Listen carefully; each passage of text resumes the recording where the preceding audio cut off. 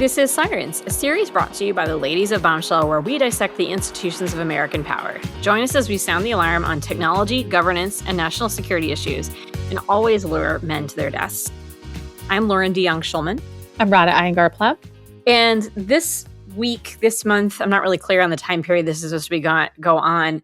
We've been celebrating, or just been really, really hot about the 250th anniversary of this country, of the Declaration of Independence. And part of the way Washington, D.C. has celebrated, I put that in lots of air quotes, is to have the Great American State Fair down on the National Mall. And there's just some truly epic commentary about it. It actually seems as though some parts of it were kind of nice, maybe not that bad and kind of touching, but also not a lot of people came, except on 4th of July, which is its own special moment in time. But a question I have for you is, if you got a chance to set up a booth at the Great American State Fair, what booth would you set up? I've thought about this long and hard. And first, I'd like to say, politics aside, I like the idea of a Great American State Fair. And I would just like to note, remember how some of us had major birthdays during COVID and then we got do-overs later because everything was, I just would like to note we could think about that as American State Fair. So put a pin in that. Yep. My booth would be Great American Hair Care. And you would have a booth on hair care for different weather regions of America. It's not by state. For instance, when I lived in California, I had really different hair needs because it's very dry there than I do here in Washington, D.C., where I don't have to worry about moisture so much because we live in a 100% humidity swamp. We do. But I do need to worry about frizz. So I feel like this is my booth, the Great American Hair Care. I had such a very similar idea to this, which is all right, so you could either do this in real life or you could do it as an AI app thing where you go to a booth and you're like, I would like to try on the typical career of New Jersey or of Utah or of Kansas. So maybe it's career or sort of just model representative citizen of those states. And with that, the hair and the clothing and what does a typical Minnesotan woman in her mid-40s look like? What does a typical woman from Nevada in her mid-40s look like? And just have your face, but then have it be modeled around you. So you're either trying on costumes or doing it as an AI. And I love this idea so much. And it actually relates to I feel like by this point in time, we should be better at letting you figure out how to try on hairstyles on your phone. I feel like we should have moved advances technology by now. I have tried the apps. I have not found a good one that works. If you have a good one and you listen to this podcast, you should review us and then also tell us what the app is that works. I will note that Radha was not here on the 4th of July, correct? Correct. I was in Williamsburg. Oh, that's right. You were in Williamsburg. So you missed all the ridiculous flyovers that we had. I wouldn't say I missed them. They were kind of cool. And then there was a half hour, 45-minute period where we had F-35, F-22, B-1 again. And I was just I am trying to take a nap. Could you just be quiet? Yeah. And then they canceled them. And then they had a B-1 come on at 12:30 at night. That was crazy. It's too late. The airspace is closed. It is.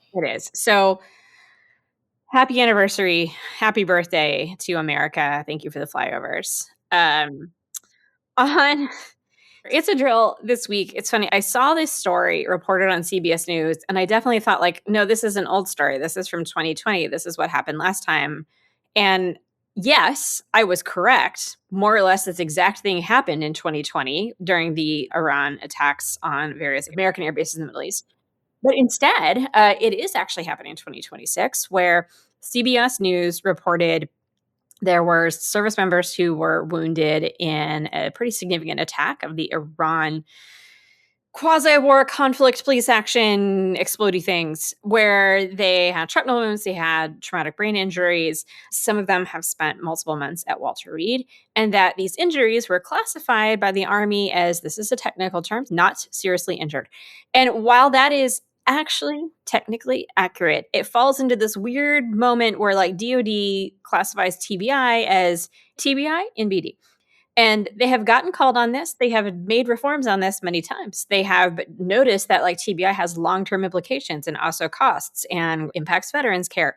But kind of no matter what seems to happen, they struggle to talk about it to begin with. They seem to have a proclivity of minimizing such injuries when they occur. And when others are trying to seek help for or understand how they would seek long-term help for, they struggle to be able to place it. So they've had lots of opportunity to learn these lessons since like 2011 when they actually updated the criteria. I remember writing about this in 2020 during the Iranian strike on al-Assad, where soldiers were pressured to downplay their injuries, and Trump called them headaches. And now we're seeing a similar story again of soldiers having their injuries be classified as I said, TBI and BD in a way that I certainly don't feel as though the Army has necessarily learned their lesson here. They certainly have gotten better, but I feel like we're just not really good at talking about this. I was like, it's just bad in so many different ways. It's hard to know where to start. But also, it feels like there's been so much work done at this point on TBI. Like, we know better. There's not even an excuse for not knowing. It's not like we don't know. We know they know. They know we know they know. So here we are. Got to do better on this. I will give you one, which is much nerdier and less directly relevant for the service member who was injured, though no less, I think, in some ways concerning. So I want to talk about the Office of the Director of Operational Tests and Evaluation. And for those who are not familiar with DOT&E, it is the office that does independent test and evaluation of major programs and some middle tier programs that the department buys. So basically, you want to buy weapon systems, and you have the office that's buying them, and you have the company that's selling them, and you want to make sure they work, and you want someone who doesn't have stake in proving that their program is on time or making more money by selling it to the government to make sure it works before people use it in very high stakes circumstances. And that's what DOT&E does, except until last year, when Hexith in 2025 took the office from about 126 authorized civilian positions to about 30,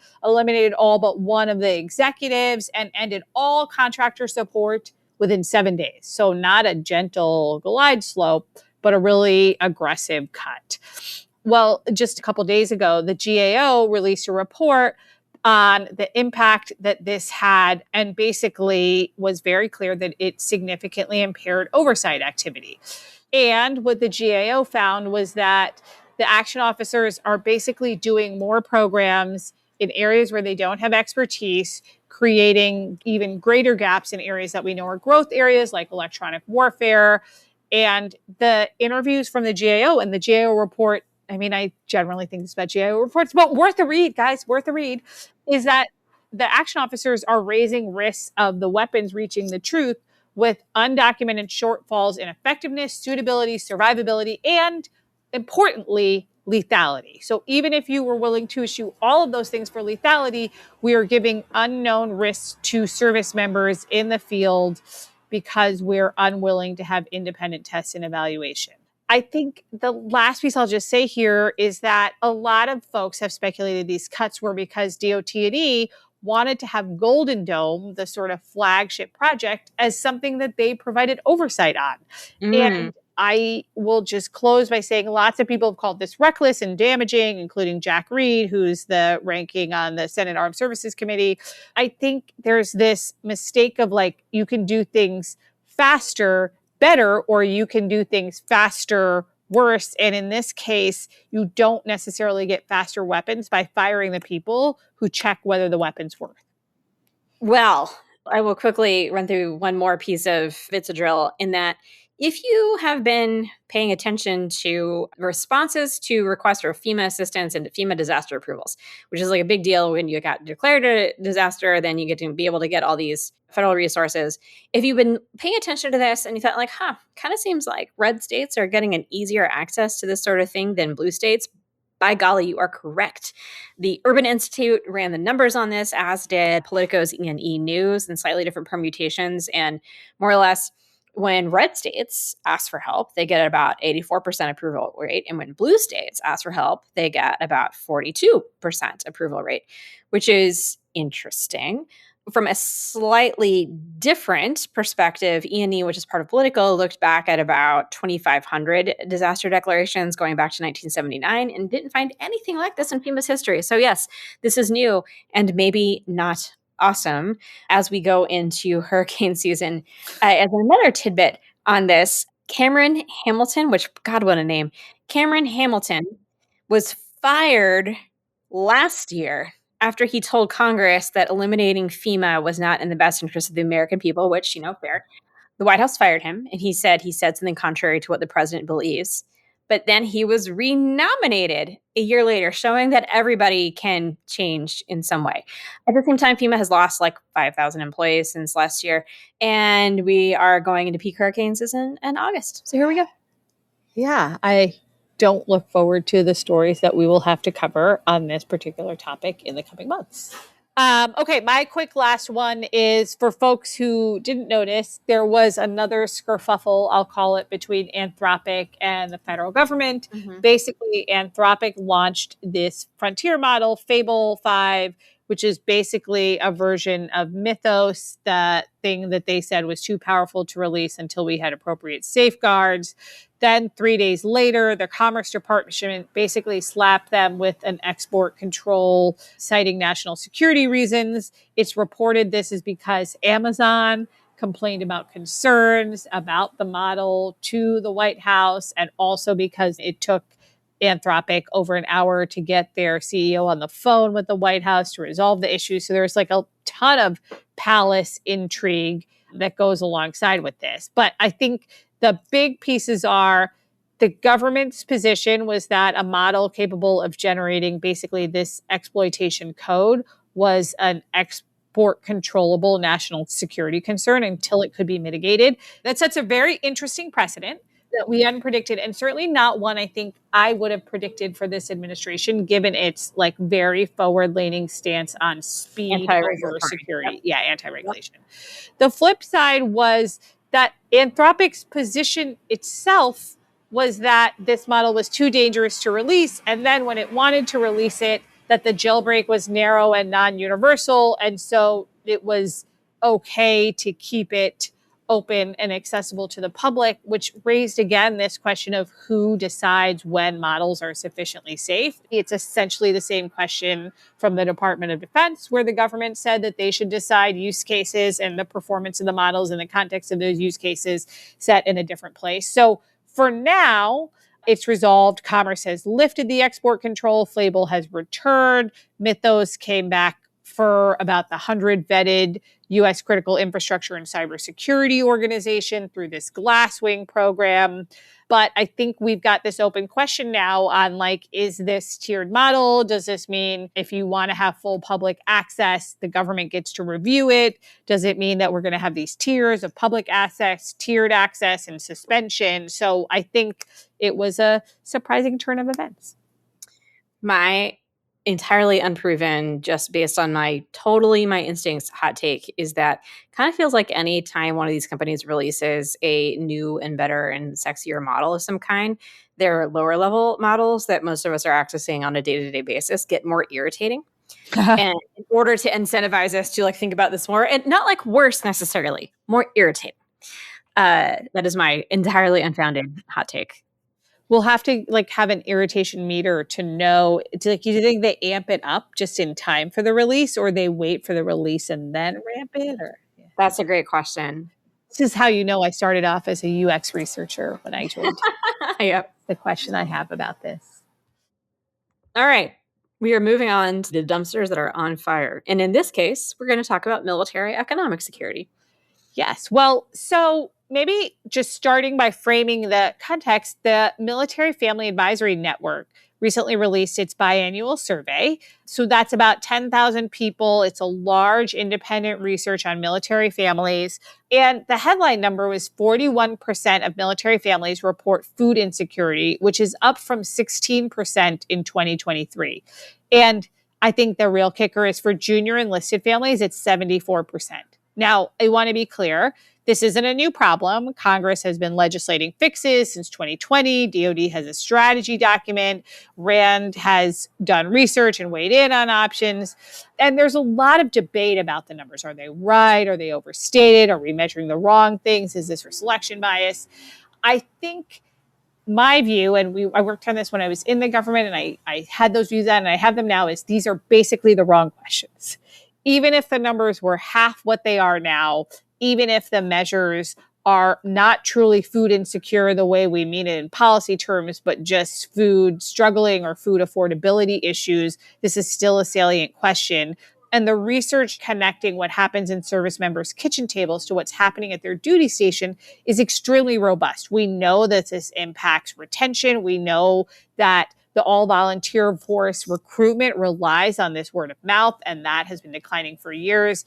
If you add to that the overall affordability questions in the general economy, questions on the prospects and future career growth based on any number of politicization issues that are happening in the military, whether it's vaccines or promotions based on race and gender or anti-DEI work or political tests, all of those have been mounting for years. You've got a really dangerous mix that calls into question the viability of the all-volunteer force. So I don't think it's overstating it to say that meeting this Maslow's hierarchy of needs in terms of food security is really a critical question, even if these numbers are directionally correct, but not in precision correct. So most people assume when you join the military, your basic needs are taken care of. You get housing allowance, you get commissary access, you get this paycheck. But I think this survey is most recent in a series of different surveys that have found this. The DOD's 2024 survey found that 40% of military spouses say their family is financially struggling. Those numbers have fluctuated over time, but other sources like the Blue Star Family surveys have found this type of financial strain to be a significant challenge for military families. Maybe we'll just start, Lauren, by thinking about, like, we have a lot of different studies taking this financial insufficiency from a lot of different angles. What do we think is actually going on? Yeah. So I'll point at a few things here and then we can build this out because there's a whole lot of threads going on, but I think there's a few trends that are worth pulling out. One is that you've mentioned a number of different studies. So it's worth saying that there's a lot of different takes on why military families have and are experiencing economic insecurity, food insecurity from different perspectives. And not all military families and not in all circumstances, but as you say, like, even if it's trending in a right direction, even if we are talking about lower numbers than you might otherwise expect, this is still a pretty significant risk for us to be talking about when it comes to our military population, for any population, but in particular one that we are expecting the roles and missions we expect of them. I think that some of the big loud numbers that we saw on the survey that you started out with, those jumps, they correlate with some external shocks that you might expect others to be able to talk about too, whether that be post-COVID inflation, housing access, housing costs, Iran war resetting not only just like gas prices, but a whole lot of other prices. And in particular, when you're talking about families that don't necessarily have a lot of savings to buffer any one of those things, those are all pretty significant. One of the biggest things that stood out, that continues to stand out to me, is the access to emergency savings, which, given how much instability there is in the military lifestyle, whether it has the moves or the potential for your spouse to not have a job or for you to have different households depending where you are, like, that's a big challenge. And the other thing that I think is notable here, that if we are talking about this being a more significant impact on the junior enlisted population, that's basically everybody. Like, it sounds like, oh, it's just junior enlisted. No, that's basically the entire force. And that's what grows into your other more senior force later on. If they are having problems, particularly as you're talking about the Army and Marine Corps, you are basically talking about like both the bulk of the force and the bulk of the force to be. Yeah. I mean, I think it's important to note, in fact, the force structure is entirely premised on having large numbers of people at those bases, baseline, junior enlisted and junior officer, junior enlisted in particular, roles that are the very core of the folks who are financially insecure here. So maybe it's helpful to just start but with a baseline. What does military compensation include? What are the benefits that are supposed to help the military service members and their families be insulated from these types of economic pressures and really focus on their mission? Yeah, it's a good question. And you should ask this too, because I think that there's the basic ones and then, well, basic ones. Air quotes basic. Yeah, Yeah. depending on different circumstances. There is BAH, which is designed to cover median local rents. There's BAS, which is for service members to cover their food and grocery bill. There's commissary access. So basically like a military sponsored grocery store is a good way to think about that, with either consistent access or lower price access. And then of course the retirement system, which is a pretty substantial benefit benefit, but that kicks in for folks who are at 20 years or so. That is a pretty substantial package, particularly when you start looking at the higher ends of ranks. Like you're talking about people who are able to bring in a consistent amount of salary and compensation. And when you look at comparability to civilian wages, overall, military compensation is at a pretty reasonable percentile, 83rd percentile compared to civilian wages when you count it all up. That's going to differ based on the different fields that people are in, different sorts of seniority. But at that sort of level of abstraction, you're not looking at a picture that is immediately alarming. However, there's lots of things that we've hinted at that are pretty invisible in that calculation. You've got move costs when you are moving maybe from one side of the country to the other, maybe one side of the world to the other. Even if the military is ostensibly paying for that, you probably have a couple of $1,000s in costs that end up being unreimbursed or that you're covering up front and may take a while to reimburse. You've got lost or damaged property that happens in everybody's experiences when you move. Your spouse may or may not be in a transferable role, a transferable career, so that they may have a great career in one spot, but are not able to get the accessible license, or maybe they're overseas and can't get a job there. So that you are not able to rely on that kind of income. And then there's other things that like end up impacting military service members' access to other kinds of benefits like SNAP, because BAH counts as income for SNAP, which disqualifies families who might be cash poor on paper, even when they're actually genuinely food insecure. One more factor, and that's childcare. And the military actually has put over the years a substantial investment in childcare. It always has problems in this space, but it's something where that it continues to know and relearn the lesson of investing in childcare is a great retention factor and also a really great morale factor. So with all of those factors, you're like, wow, you're getting a lot of benefits, but also we are making it really hard for you to enjoy those benefits in any way. Yeah, I also think, there are a couple of different pieces here, but one is the difference between direct benefits and cash, because you end up with service members who are cash for, you get housing in a place, but everything in that place is expensive. And so your childcare, your groceries, et cetera, et cetera, et cetera, are expensive. The benefits don't often scale for family size. So I think that can make it particularly hard, especially if you're relatively junior with larger families, which does happen. That's, I think, why you see those numbers that you mentioned, Lauren. And then I think there's just a lot that just doesn't get captured. Like you're eligible for childcare, but there's a wait list and the aunt center is closed and you can't get reimbursed for the community center childcare. So I think structurally, there's a lot of system-related effects that make it hard for service members, and in particular, junior enlisted service members who have less access to tools that would let them work the bureaucracy more, that I think compound to make this particularly hard. Yeah. And one of the things, Rada, you should expand on this too, because I think you were at RAND during some of this work being done, is that one of the RAND studies noted that there is not basically, it's not a matter of how much we're paying them. It's that all of these other factors that are uncontrollable or we have chosen not to control that are causing the issue that we're talking about. And I think the key here to think about is if you were someone who is in that circumstance, would you choose to live in some of the highest cost of living places in America? And the answer is often no. Yep. But for service members, especially junior enlisted service members, you often don't have a choice. And so you are sort of in this system where even if your pay looks good on paper, it does not translate to the environment in which you are operating. And that is, I think, where you get this real collision course in financial insecurity. So when you were at the Pentagon, were there any efforts to address this in some way? Like I know there's been strategies that have been developed, but like have there been any significant reforms that have been considered? You know, there's been a lot of pay-related efforts to increase the direct pay. By that, I mean cash in pockets for folks, which I think were helpful. And there were pay raises throughout the time I was there at the Pentagon with both the administration at the time, but also bipartisan support in Congress. I think there was a big push on housing aimed at improving housing options, both for families and for folks who are somewhere unaccompanied by their families, which actually matters because it allows more dollars to be available for the home spouse for folks when folks are forward deployed. And then we did a big push at the time on childcare. I remember being in this meeting with another woman, and there was a talk about how much childcare is. And when we told the actual amount you pay per child in DC, and they're like, does that go down if you have 2 children? I was like, yeah, you get to pay twice as much.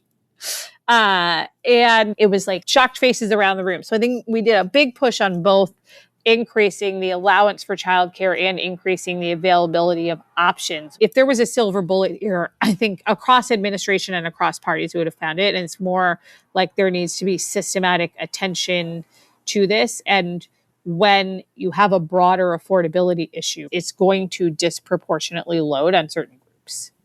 Yeah.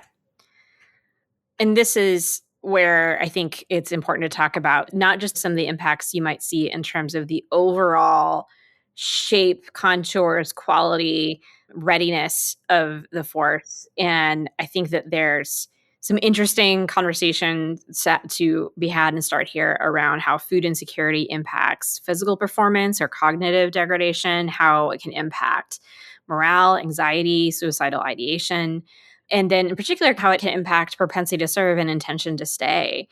All of those things are things that I know the Department of Defense or Department of War does care about, but those are all factors that feel so heavily linked to this issue that it starts to feel incredibly challenging to resolve without that systemic look that you're talking about. And I think that there's a tendency sometimes to say, like, oh, this is about family support, which is its own kind of little office that sits off to the side, both in the services and OSD, when it's actually entirely about, are we able to have an all volunteer force to begin with? Are we able to retain it? Are we able to sustain this? How should we think about these issues, not just in terms of how it's impacting people's home life and kitchen table, but how it impacts the overall readiness and the impact of the force? I think this is such a good point because I think there's an effort to reframe a lot of these things as quality of life in an effort to try to make this be a more holistic approach, which I don't disagree with the philosophy of. But Yep. ultimately, if things need to get cut, quality of life is going to be on the chopping block in a way that readiness and lethality never will be because it's the military. I mean, that's not a crazy, it's not a critique, right? Like, that's not a crazy set of priorities. But I think what is missing from the conversation is the very much straight through line that, like, affordability and these key sort of financial security metrics have on recruitment and retention. That's not true for, I will call it, softer benefits like morale programs, et cetera.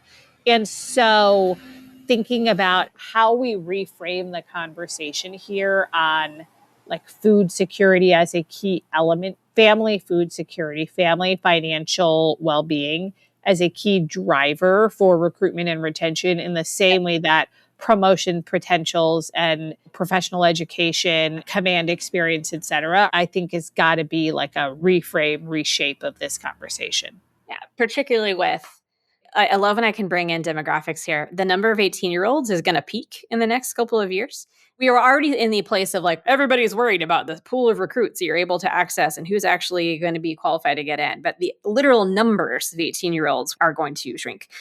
I do think it's worthwhile thinking about some of the more systemic fixes that are hard. These are not easy things. So like a radical rethinking of how moves and PCS changes work, a radical rethinking about having a family in the military, not just as a, I want my family to be happy, but my family is an asset that the US military has. And even just thinking about like what it means to have a smaller force. Obviously, more pay is a big one, but pay is going to have a hard time catching up no matter what, based on all the other things we're talking about.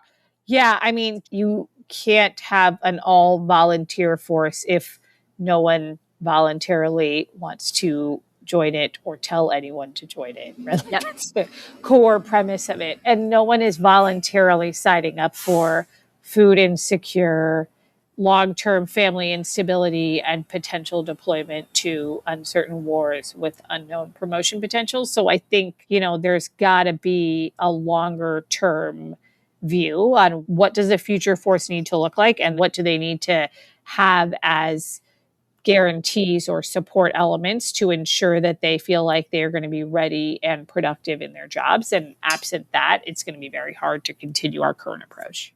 Yes. And my very strong opinion is that the backup answer should not be, well, let's do a draft. I concur. All right. Well, we are really excited to turn to warning signs with a fantastic interview this week. We are so excited to be joined by a guest that we've been trying to get on the show for a while now, but because she has a incredibly amazing life in Spain right now. It has been hard to book, but we have finally managed to make it happen. Dr. Amanda Sloat has spent her career at the intersection of European policy and American foreign policy, American national security, and how we think about those intersections. She's been on the Hill as a professional staff member on HVAC. She's been at the State Department during the Obama administration, and she was most recently a senior official at the National Security Council for Europe under the Biden administration. And I think a good context for that is to think about that Amanda was in the room and any number of rooms when we got big news around Russia and Ukraine, around shaping the alliance in Europe in terms of how the response to that. She is now, as I mentioned, a professor at IE University in Madrid. That means that she is watching what we're about to talk about play out in Europe in real time and has some incredible insights around how Europeans are viewing the relationship with the US. She also, very excitingly, and highly recommend you guys checking this out, she hosts a podcast called Power and Purpose, which is about the human side of political leadership, featuring interviews with some incredible women who have held very senior roles around the world. I want to start with the fact that, as I said, you're an American who is living in Europe right now. You are seeing up close the impact of the changes in the Trump administration, the current situation going on with Ukraine and Russia. I don't think that we are quite grappling with how this relationship stands with us. So tell us a little bit more about what is it that Americans are still not getting about how bad this has gotten? And also, like, what is some surprising things to you about that? Thank you, Lauren and Rada, for having me back, and I'm glad that you guys have relaunched. Yeah, as you said, as an American living in Europe, I'm spending a lot of time explaining to Europeans what's happening in the US, because similarly, I think it's difficult for them to fully grasp what's happening. There's so much craziness from so many directions, and I get a lot of insight from people like you guys who are still in DC that I try and share with them. And similarly, I try and explain to Americans what's happening in Europe. And my bottom line message for Americans is it's really bad. Attitudes in Europe are really bad. And it goes beyond policy, and it has now become personal. And I say this from the perspective of having lived in Europe when Bush beat Gore in 2000 with the hanging Chads. I was here when 9/11 happened, and I was here when the wars in Iraq and Afghanistan started. So you remember those were difficult times. It was the era of freedom fries and old and new Europe, and there was tension. Yep. But what I think is happening now is qualitatively different because it's very, very personal. And the one thing, again, that I would stress to Americans is it is impossible to overstate the psychological effect of Greenland. Europeans genuinely believed that the US was likely to take military action against them. And they were preparing economic measures, they were preparing military measures, they were sending Danish troops, they were stocking up blood supplies. And it's incredibly psychologically damaging to believe the country that has been your best friend for 80 plus years, Denmark being one of the most pro-American countries in Europe, is actually preparing to attack you. And so what I see happening and what really worries me is this isn't just we're having disagreements about trade policy. These differences are sinking very deeply into society. And I can give you a couple of examples of what's happening. On a basic level, I don't know any Europeans who are vacationing in the US this year. The World Cup has changed that a little bit. And one positive that's come out of the World Cup is it's actually really nice to see international community recognize that the US is not entirely terrible, that we are very, very friendly. We are welcoming people. We have ranch dressing and Walmart and positive things to offer the world. But there's a lot of people that didn't go. There's a lot of people that couldn't get visas. I have friends who fly through Dublin where you can clear US immigration. So that way, if they have problems, they're still on European soil. I have friends who pay more money so they don't have to transit through the US, and they will take longer, more expensive flights to avoid that. I have students canceling study abroad plans, some that aren't applying, some that are actually unable to get visas in time to go. American academics are leaving. Governments here are taking advantage of that with grants to try and attract professors. But then beyond that, there is economic disinvestment. There are companies here that are disinvesting from pension funds in the US, not so much because of stock volatility, but they are afraid their assets will get frozen, which is extraordinary. And I have stories of European think tankers who also need to carry burner phones and laptops and have to get permission before they do business trips to the US, and they don't have to get similar permission when they go to China. The Danes have set up an app that people can scan products with so that they know what is an American product so that they don't buy it.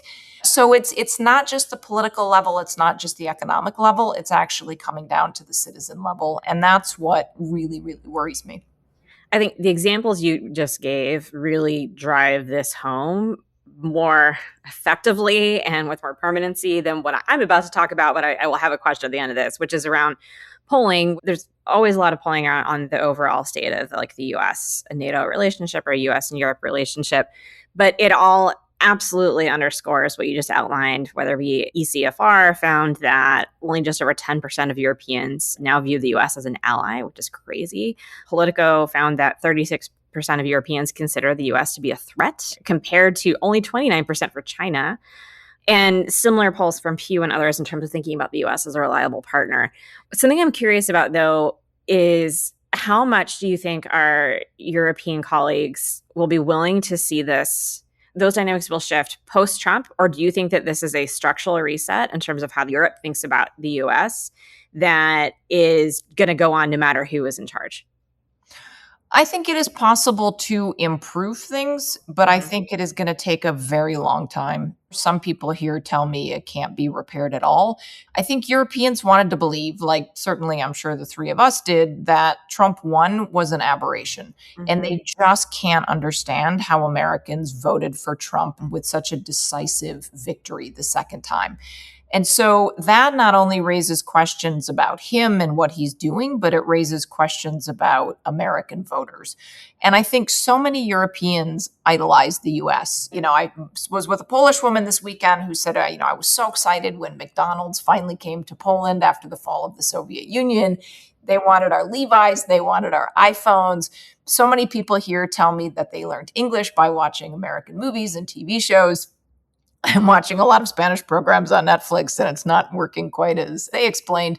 But there was this perception that the US was this magical country that people wanted to live in and visit. And I think the illusion of that really has been ruptured.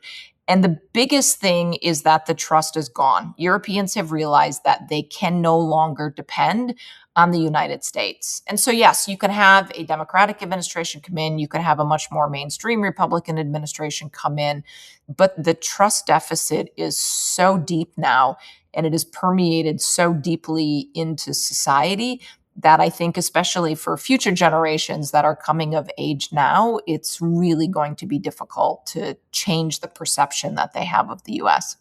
And that is something that I don't think our colleagues in the US who are thinking about future foreign policy issues have really internalized. They may recognize there will be a sort of like moment of repair that is necessary, but I don't think that they're fully grappling with that structural reset and how that will just fundamentally impact how US views its global leadership, or whether or not global leadership is actually an aspiration that is even worth talking about. I think that's right. I mean, the US has given up almost every aspect of its soft power. We have given up USAID. We have pulled out of international organizations. We are not respecting the UN. I mentioned Iraq earlier, and certainly there was plenty of criticism of George Bush.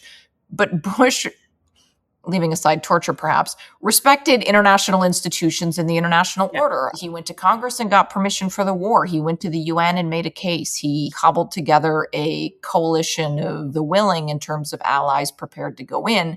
And the process was still there, and the larger respect for international organizations was there. And that's just gone. And the idea that a new administration can come in and things are going to snap back is done. I mean, for me, on the positive side, Europeans are finally taking steps that, frankly, they should have taken a long time ago. I mean, President Eisenhower told them to spend more money on defense. Obama called them free riders. This is not new, and they have a lot of structural dependencies on the United States. They also have a lot of dependencies in terms of technology, and there's economic dependency. And so some of the conversation, in a way, is reminiscent of conversation that we had about China, where people are talking about decoupling and creating their own industries. So for me, the best case scenario is Europe does all of that. Now, even in that best case scenario, I think officials are going to have to realize Europe is not going to be the pliant partner that it was in the past, as we've seen with them refusing basing requests and the rest. The worst case scenario is the Trump administration pulls out very quickly on defense. They don't actually give time for Europe to ramp up. And another worrying scenario is maybe we manage to right the ship in the US in 2 years, but a lot of the structural problems we're seeing in the US in terms of immigration, economics, cost of living are happening here. And you're seeing a rise of far right parties. We have elections next year in France. We have elections in Poland. There's going to be elections at some stage in Germany. And so there is also a risk that we end up seeing a number of European countries facing the same leadership challenges that the US does, which, even if you have a US that wants to be back, is going to find much more difficult partners on the other side. So we've talked about NATO, and you talked a little bit here kind of now about some of these basing pieces and military cooperation pieces. And we've certainly seen over the last, let's say, year, like a number of striking things. Britain suspending intelligence sharing over concerns on legally dubious strikes. You mentioned the countries refusing basing in airspace. And now we're seeing sort of increases in investment in defense spending on the European side. How much do you feel like there is a real meaningful decoupling? If we can't get back the trust, but there is still mutual dependence, can that serve as the foundation for the reset? Or is the movement to decoupling independence so strong that we're past that point? First, the psychological shock for the Europeans of suddenly being treated like a foe by their closest friend and ally is deep, and it's just created psychological whiplash. It's why you saw European leaders last year flailing a bit and just not knowing how to respond, because it's such a historical anomaly, and it's very difficult for them to even think about how you respond to the US. Europeans ask me all the time what's going to happen in the midterms, who's going to win, what's going to change. They all want to know who's going to run in 2028. And so they're already and constantly looking out towards the future and this moment when there can be this return to normalcy and things can change and things can be much more positive. The problem is that the decoupling is now underway. There's a recognition, like I said, that Europe needs to do it as an end in itself, not purely in response just to Trump. And that's going to have consequences. And what Iran did was illustrate the breakdown in the implicit bargain, right? It had been that the US protects Europe. In exchange, the US largely got to do whatever we want, especially in terms of basing access and operations. And that's now changed. And so if we're not supporting the Europeans or even consulting with them, they're not necessarily going to be inclined to help us out. And so I think things can certainly get better than where they were. But I think this underlying trust deficit is going to remain because nobody's necessarily going to believe that this Trump period is done. I mean, I think all you have to do is watch what's happening in the US. And even if the Democrats do win in 2028, you are still going to have a large MAGA faction in the US. And I think Democrats are really going to have to grapple as they look at building something new, what they try and bring back and what changes. And they're also going to have to grapple with the fact that the international order has changed around them. You've got the discussion about middle powers. You have Europe being a little bit more assertive. And so the world that a new administration returns to is not going to be the same because everybody else has changed. And in large part, it's because they've had to grapple with the fact that they can't count on the US. Looking back on the Biden era, you've said publicly that one of your biggest regrets was being too reassuring and sort of leaning into this politics had returned to normal. What do you think sort of went wrong there? And I think maybe more importantly, in a look forward sense, what do we need successors, whether it's Democrats or a non-MAGA faction of the Republicans, what would they need to do differently? Yeah, Biden's first speech to the Munich Security Conference in February 2021, which he did virtual because it was COVID, he announced in his speech that America was back. And I genuinely believed, like I think he genuinely believed, that we were back, that Trump was a one-term president, that we could right the ship. And that clearly wasn't the case. So, as a result of that, we let Europeans take their foot off the gas on structural reforms that they needed to do. And so, saying that we were back enabled them to maintain the dependencies that they had.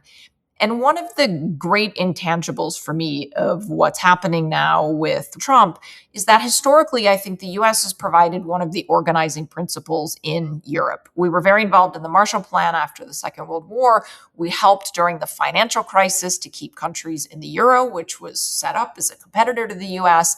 Even during the Biden administration, we created the Ukraine Defense Contact Group. And so the US has always come in and played a bit of a team captain role in Europe.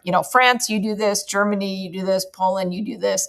Europeans didn't always like it, but they more or less went along with it. Now, with the US not there, there's real questions about who leads in Europe. People don't necessarily want to do everything Macron tells them to do because they don't necessarily like French ideology on everything. Kind of irritating, and yeah. Exactly. It turns out he wasn't completely wrong on strategic autonomy, but what did he mean? And did that just mean we all needed to buy French defense equipment instead? So, who organizes in Europe? And so, what a responsible US administration could do is to work with the Europeans on a glide path. This is how we are going to slowly withdraw some of our capabilities. This is how you could replace some of the critical enablers that we need. You can remember that Biden kept the 232 steel and aluminum tariffs on the Europeans, and they're still there. But Rod, in answer to your question, I think a responsible US administration should engage with the Europeans in a responsible way to make this more of a managed change rather than the really aggressive, punitive approach that the Trump administration has taken. Well, Amanda, this has been a deeply depressing, but also fascinating conversation. As a last word before we close out, we have previously tried to discuss the Europe-US relationship in terms of the movie He's Just Not That Into You. And if you haven't heard that, Rada does a spectacular job with it. My question for you is, if you had to pitch the Transatlantic Alliance as a romantic comedy, what would you do? How would you think about that? I've always loved the holiday film Love Actually, even though it's gotten a little more problematic in hindsight. But with Billy Bob Thornton as US president and Hugh Grant as the quintessential British prime minister. But I think for me, a rom-com would be the need each other. I love you. I hate you. We work together. You could have Ryan Reynolds as sort of a younger, enthusiastic, slightly hapless, improvises. You would need a younger version of Hugh Grant. You probably would also need sort of a nervous Canadian neighbor like Ryan Gosling, and then some Chinese and Russian actors to play the baddies that are always there trying to break things apart. So some sort of dramatic, relationship-oriented rom-com would be the way I would play it. I am now separately thinking of what if the G7 was a buddy comedy? Oh my God. I think they would enjoy it so much more if they did something like that. Yes, like The Hangover or something. 100%. God, this is horrifying. Amanda, this, as I said, deeply depressing, amazing, fascinating conversation. I'm so delighted we were able to get you on the podcast. Very much encourage our listeners to listen to Amanda's show, Power and Purpose. We'll hopefully have you back when we talk about some amazing positive thing, but this has been fantastic. Thank you. No, thank you for having me. And if you want to end on a positive note, Europeans are very excited by American school buses. There is a affection for ranch dressing. Yeah, who knew? Who knew? So this is how America is going to win Europe and the world back is with our school buses, our ranch dressing. Just bring ranch to the G7. Yeah. Excellent.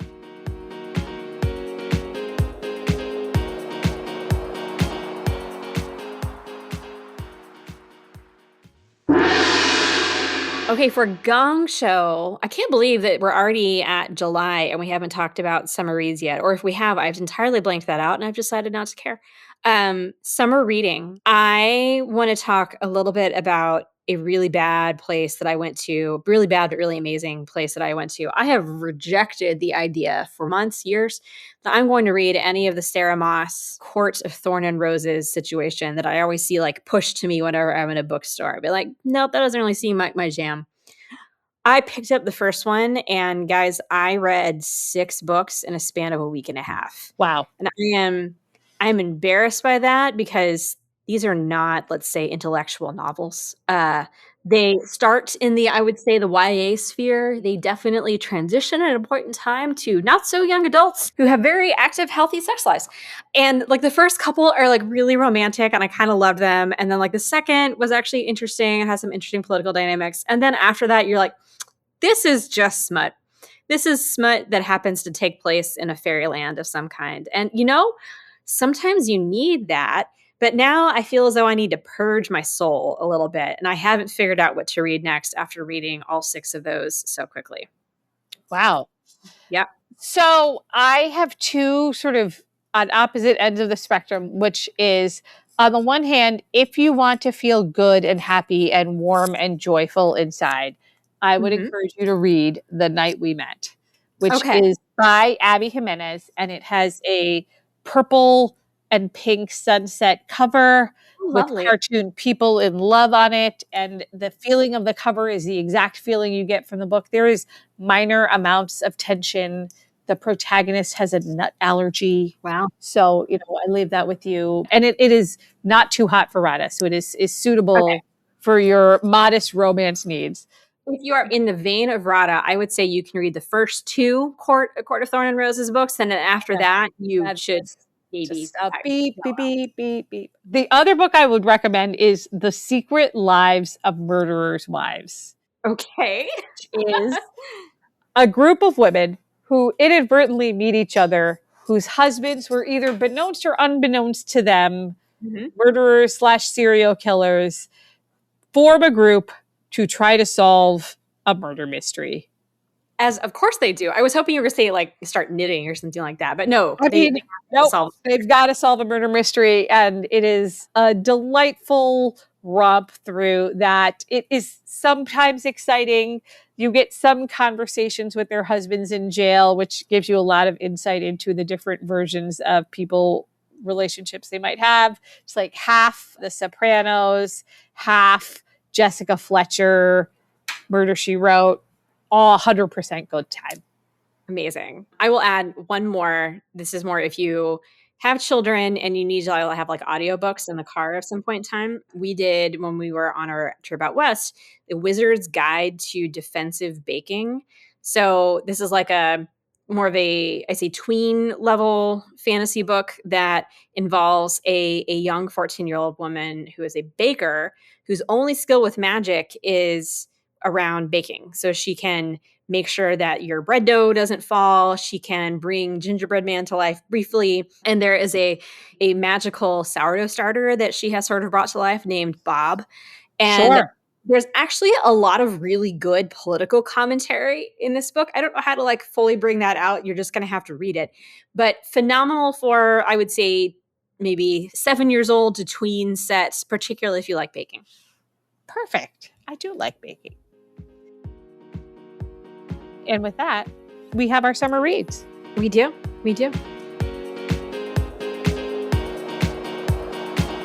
Well, we will see you all next time. I will try not to start another trashy fairy porn series. And with that, talk to you soon.